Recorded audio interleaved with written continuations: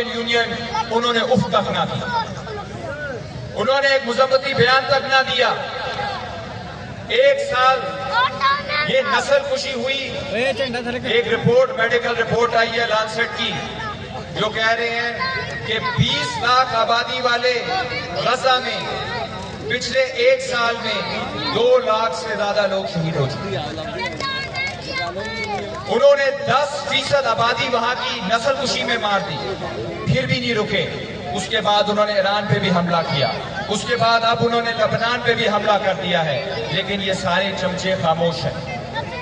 सबसे पहले यहाँ पर 2 बातें हमें करनी होगी और आज करारदाद पेश करनी होगी और उसको मंजूर करना होगा। सबसे पहले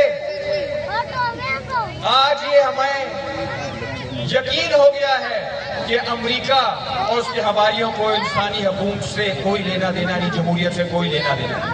आज हम यहाँ पे सारे किसान, सारे मजदूर, सारे प्रोफेसर, सारे वकील